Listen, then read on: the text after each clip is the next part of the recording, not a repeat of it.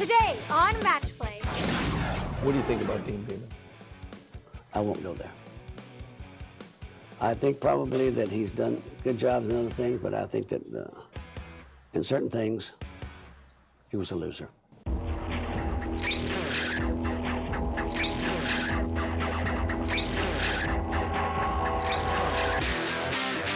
Match play.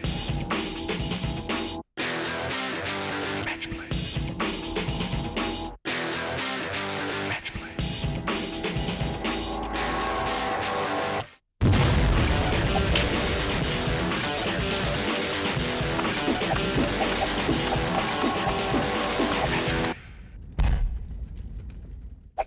Doug Sanders, winner of 20 PGA Tour titles, nicknamed the Peacock of the Fairway for his flamboyant style and dress.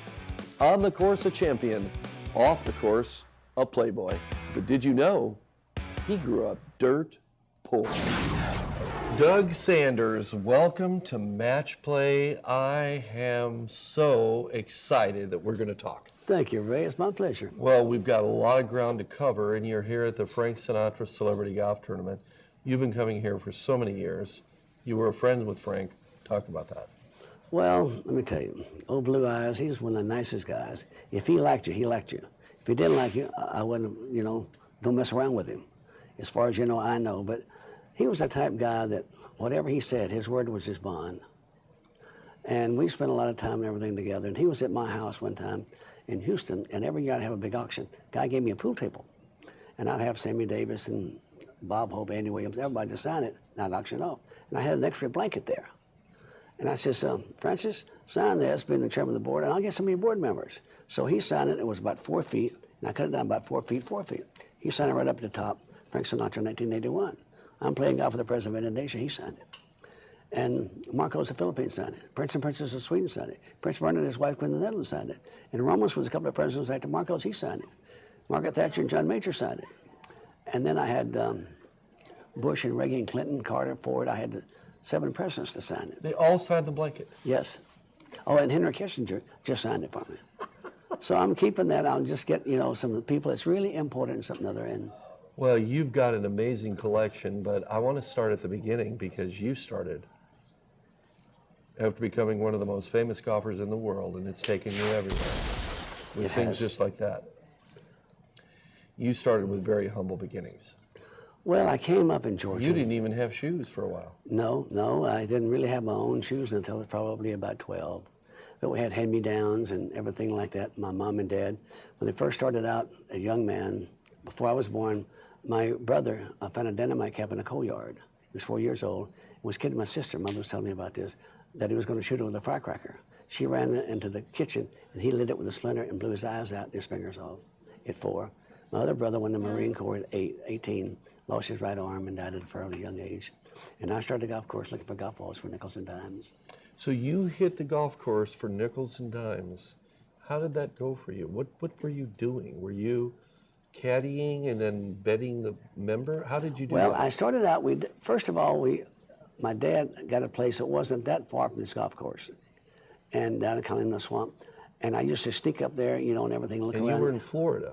I was in Georgia. Or Georgia at the time? A little place called Cedartown. Okay. And they said it always stayed the same in population because every time one's born, one left town. It never got any bigger. So, but I started looking for balls and everything, but we were allowed to play golf. So we had wooden clubs and everything out in the back there, and we'd stick around the back in dirt, dust, and putt in the holes. And they'd beat me out of my nickels and dimes, and I walked up that road at night, 2.5 miles. And those lightning bugs, they looked like ghosts. And I didn't get tired of going up the road. I got tired of going up the road broke. And there was a time there about... And no shoes. No shoes. That would have some hand-me-downs, and we cut the tops of them off and put the tape around our feet and everything. And my dad finally got a job driving the truck, and my mom went to work in the cotton mill making 20 cents an hour. So 20 cents an hour. 20 cents an hour. And before that, they picked cotton, got $1 for 100 pounds. You had to pick a lot of cotton to get 100 pounds. And my dad told me that during the Depression, he walked 5 miles in the morning, 5 miles back for 50 cents a day. So things were, were not that good, but by the same time, I think you'll learn a lot. It gives you a better education because you know what you didn't have. Did you and your siblings play together and keep each other company? Did you look after each other? How did this go during Not these too much in humble that with years? me, because what I did, I went to the golf course every day. And after school, at school, I'd walk out there and start to, you know. What was your age? Well, I started when I was probably about 8. And then when I was about 11, I practiced, oh, I don't know, must have been a year and a half, 2 years or something. Did you have any idea what you were doing? No, only thing I didn't want to do is lose my money. Because every day I walked up that road and lightning bugs looked like ghosts, and I'd run the last mile and go to bed, my clothes on, get up at 4 o'clock in the morning and walk back. And I'd eat some little creeks. And you bet people for money. Oh yeah, we'd go putt and everything. So finally now, when I was maybe about 13, that there was 4 of us, worked all week long, caddy, 36 holes a day. We made $5 a piece. We finished, I said, come on, let's go chip and putt. Come on, sucker, we haven't had any money in a long time. Well, let me tell you, when I went up that road that night, those lightning bugs, they never looked like ghosts anymore. I had those 4 $5 bills in my pocket. I knew what it took, that burning desire, that killing instinct, that will to win. You gotta set hard desires to win. And once you set those goals, you gotta set higher goals as you What lose. did your parents think at this time when you came home with big money? Yeah, but Mom, you know, she was taking care of all of us, and Dad was driving a truck. Did they not even know you had that money? No, but I went downtown. I got to tell you this, Ray, you appreciate this. I went downtown and I bought a pair of shoes, which I wanted. And I'm walking down that street in Cedartown, Georgia. And I think that guy's driving down that road, the street there, is looking out the window at my shoes. Man, I wanted to show him what my shoes looked like. One of the most proud moments of my life. And I knew what it took was to have that goal to do that. So then, later on, the pro took a liking to me. And they'd let me chip and putt. And when I'd practice, we didn't have a driving range. Right on the edge of the fairway, but I'd make one divot. It might be sometimes 10 yards long, and I'd go get dirt later and fill it up. But when I was 17, I shot 29 in the high school tournament. They said, well, maybe this kid can play. Don't go away. We'll be right back after these messages.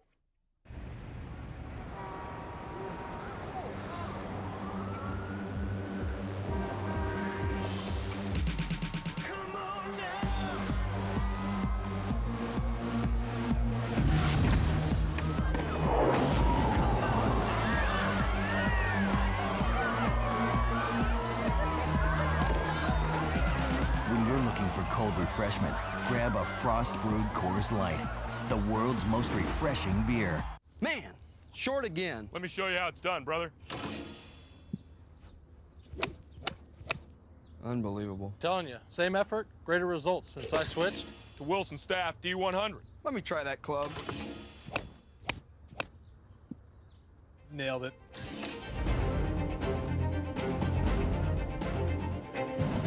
Hey, how we doing, boys? I'm doing well. How you doing? Never been better. Seriously. Lewis & Pecora is a different kind of personal injury law firm. If you are injured in any way, we will fight aggressively to maximize your compensation. You can count on us, and you will never doubt our dedication to your case. Our lawyers are compassionate with our clients and fearless in the courtroom. Because at Lewis & Pecora, your justice is our business.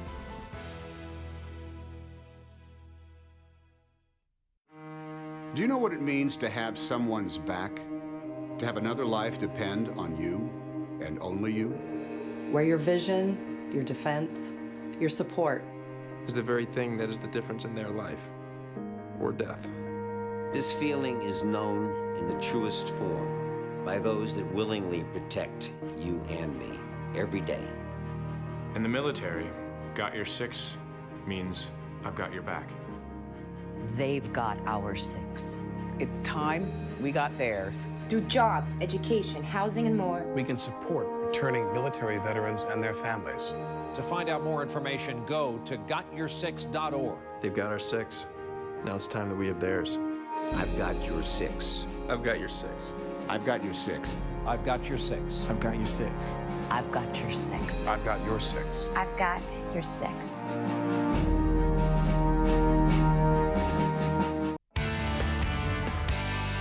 And now back to more match play with Ray Adams. By the time you were 17, you knew, and others knew, that you were a great player. Well, yes, but I had. That you could score. Yeah, but I really didn't care about, you know, when I gambled. Was it because of your driving? Was it because of your putting? How'd you score 29?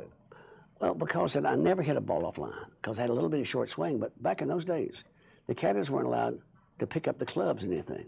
But I'd sneak over on one hole, and I'd leave the drivers down, and I'd go down the fairway.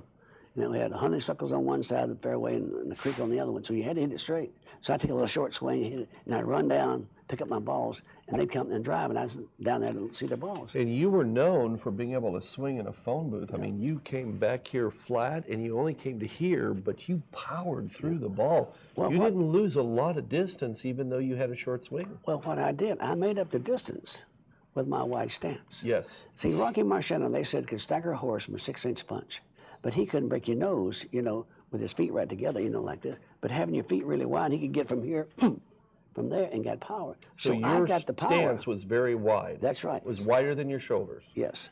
So I picked up all that speed right in there. I think I broke 11 driver shafts on the downswing. I just snapped the head off of them.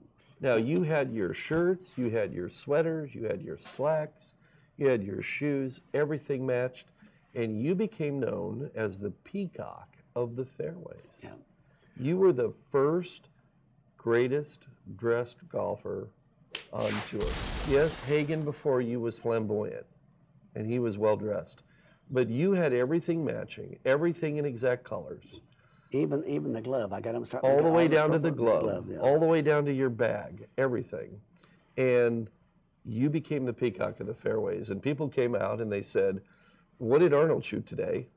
And what color is Doug Sanders wearing? They always come to me and say, Doug, I'll give you $500 if you can tell me what you're going to wear on Thursday, Friday, Saturday. I said, no. Huh. It was always a secret. Oh, yeah, because they had bets every week. And they had things in the newspapers. What's this color going to be today, you know? So, but How did you decide what you were going to do? Well, the color. Were you superstitious about colors? No, I was not. Now, you know, Player, Trevino, they like, and Tiger, they like, you know, certain colors, red and black or whatever it was, you know, on the last day. But I just go by and someday I would see maybe just anything. Right. It would be blue or yellow. So I said, I'll wear that today. Right, right. So that's the way that I got started. Now, you won 20 golf tournaments on the PGA Tour. That was a lot of golf tournaments in your day. Well, the first 10 years I won, I think, 16 of my 20. But out there then, it was another world. We were friends. We knew the wives' names, the kids' birthdays, and we traveled together.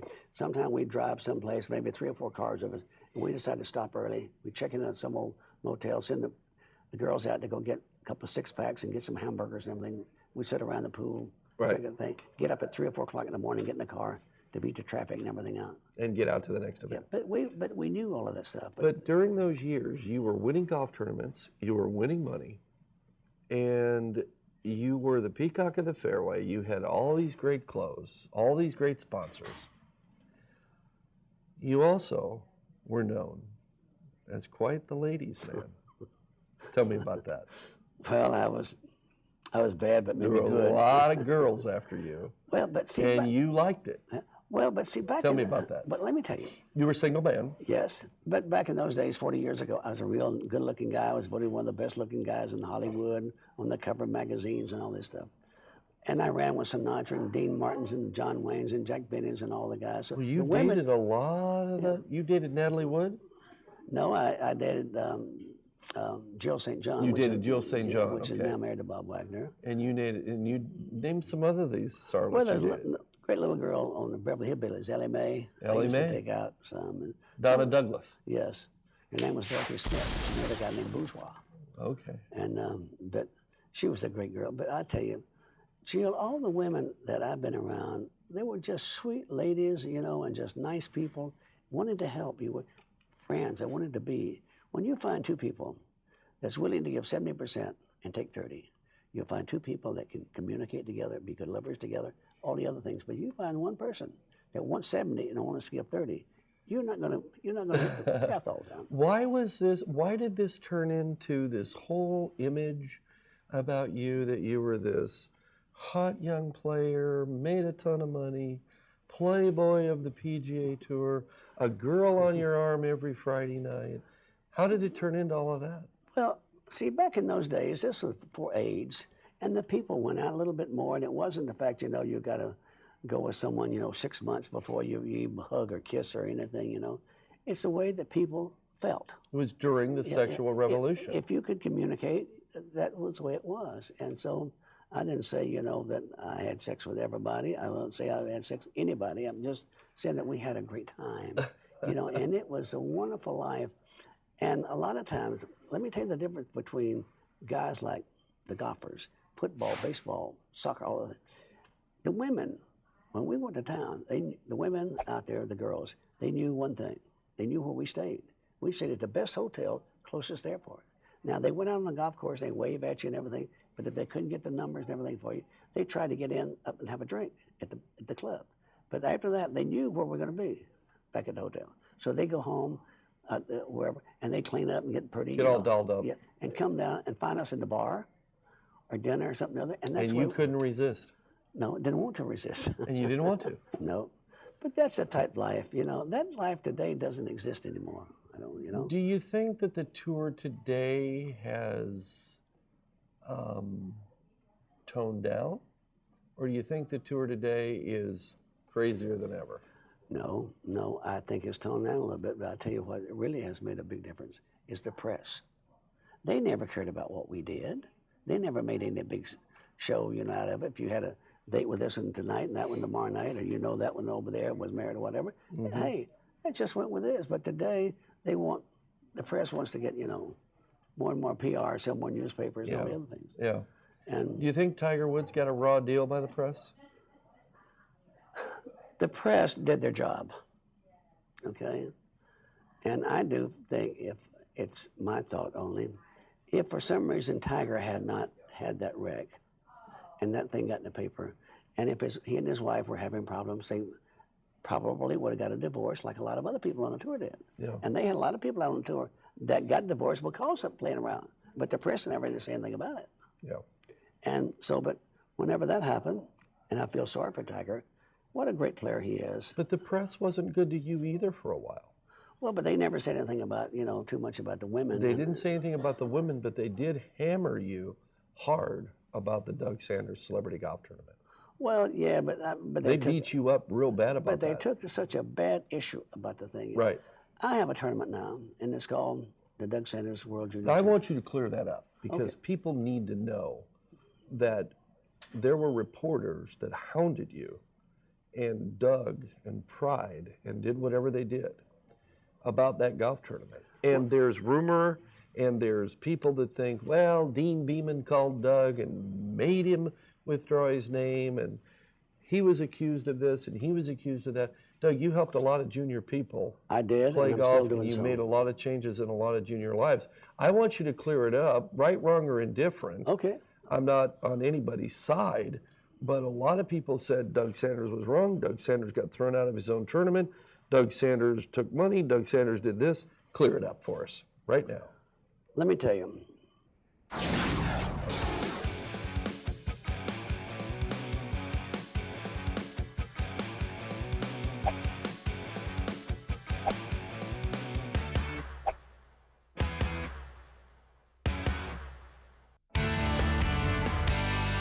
Don't go away. We'll be right back after these messages. Hey, total Saturday domination since we switched to the D100s. You know it. Same effort, greater results. Gentlemen, ready for the weekly beatdown? Bring it, old timer. Same effort, greater results, right, Paul? Game on, boys. Seriously.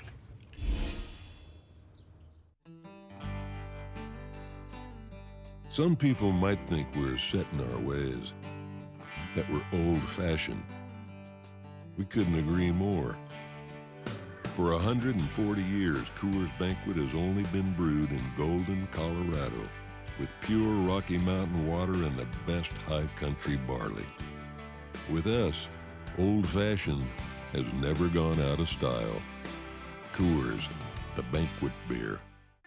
There's a place in Tucson where you can trade your business cufflinks for a world-class golf links, a corporate boardroom, for a luxurious hotel room where you can make a little splash, or perhaps even a great big one where there's delights for the palate and a palette of style. That place is the Omni Tucson National Resort.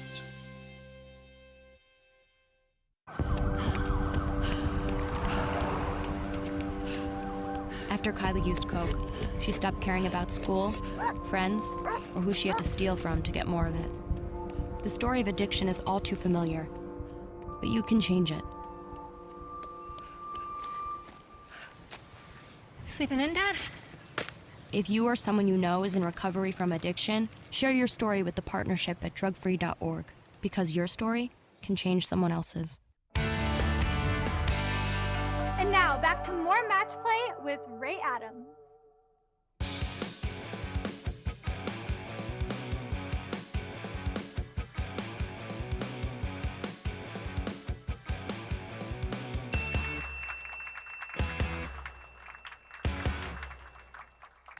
Back to your Doug Sanders Celebrity Golf Tournament in Houston at Kingwood Country Club. You said that the Dean Beeman and the PGA Tour did some comments about that. What about the PGA Tour today? You played golf through the racial discrimination years. You played golf during the transitional years from the Hogans and the Sneeds and the Palmers. You played against all of them. What did the PGA Tour do to you? And when you turned senior,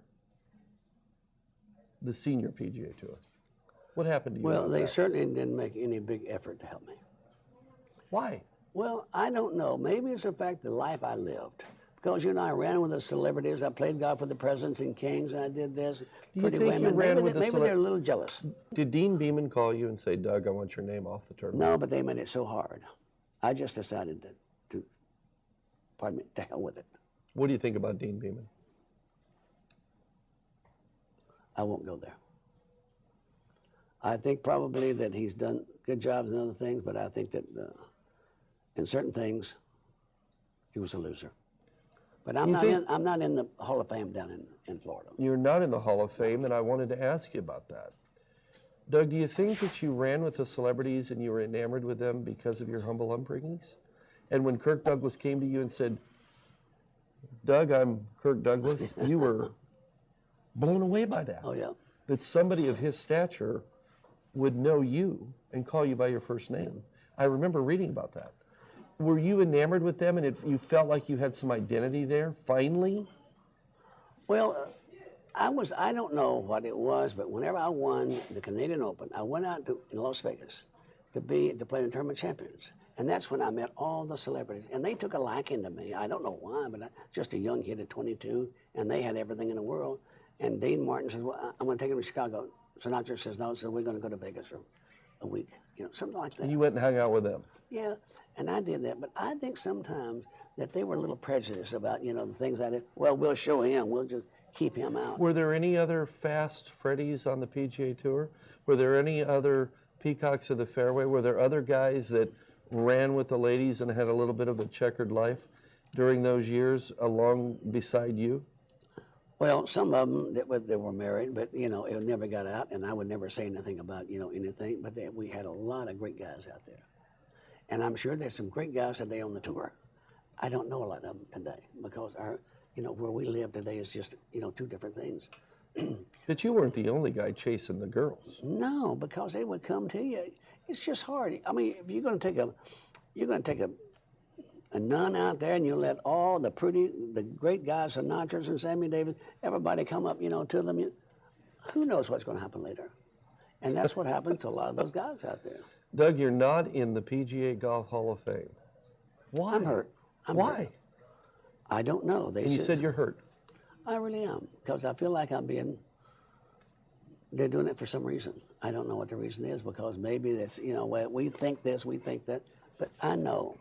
Is this some kind of a Pete Rose thing, that they don't want him in the Hall of Fame because he bet on baseball? Is there something about Doug Sanders that they don't want you in the Hall of Fame when your record clearly I did not do anything wrong. Is stronger than other people that are in the Hall of Fame? Right.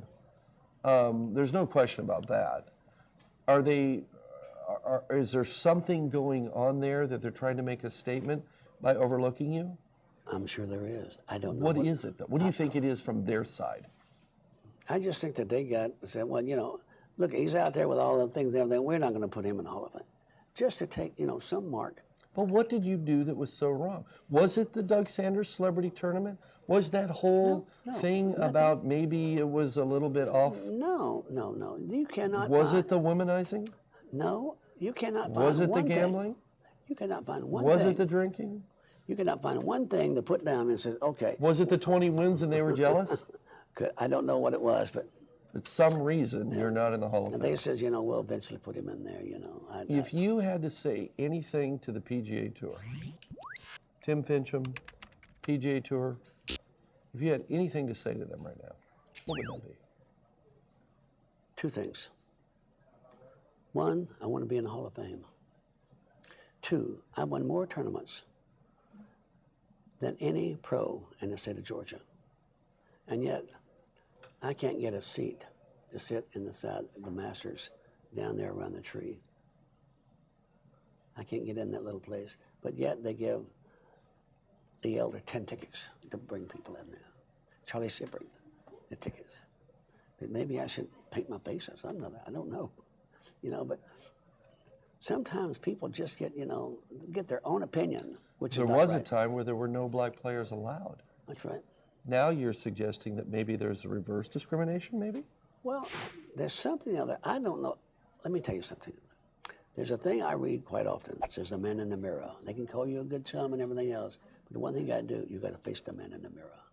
And I think that they can tell you. Do you think they're waiting for an apology if some case? I don't know. I'll tell you one thing. If you were going to apologize, what would it be about? Well, I don't know. Maybe, you know, that I might have.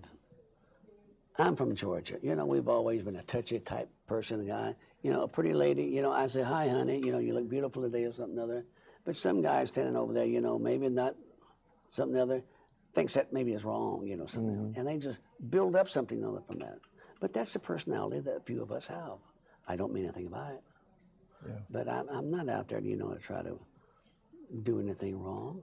PGA extraordinaire, Peacock of the Fairways, 20 golf tournaments, and very, very, very transparent. Thank you so much for being on that. Well, let me tell you, I really enjoyed being with you, Ray. This has been truly a pleasure for me, and I just want to thank all those people out there that has supported golf to give back a little something. As they say, when you die, the only thing you carry with you is what you gave away. Yeah. And that's what we're all trying to do. Doug Sanders. Thank you very much. Thank you.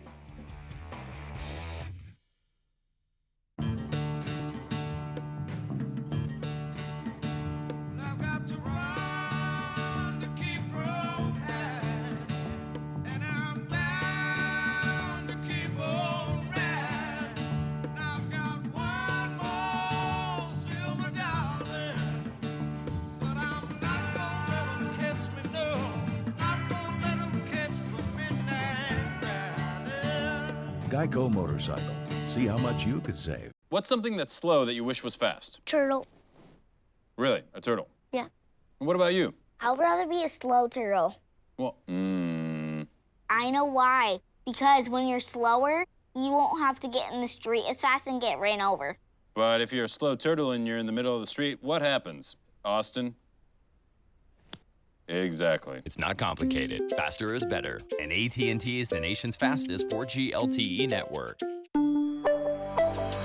Something's not right. My first symptoms were constant tingling in my toes. My legs, sometimes they'll go numb. I had double vision. They said you have multiple sclerosis. Well, the beginning is the hardest time. Kind of had to get a grasp on reality. I had to adapt and change very rapidly. I had to learn how to drive with my hands. Yeah, that was interesting. I was a dancer. I don't see walking the way I walk any different than doing a dance. It just looks different. It's a different dance.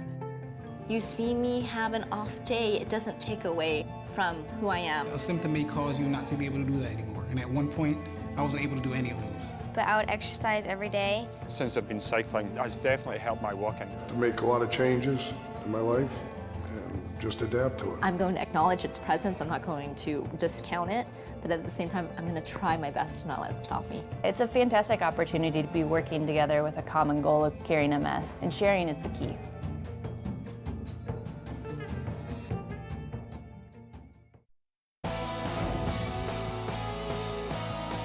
It is the track that separates legends from those that may have gotten a little lucky.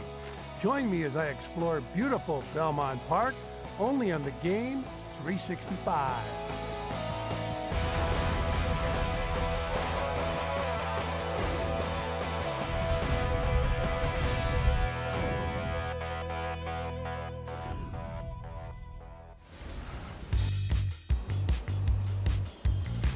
Manhattan is considered by many to be the most intimidating town in the world, so it is only fitting that the greater New York City area plays host to the most imposing horse race track in the United States.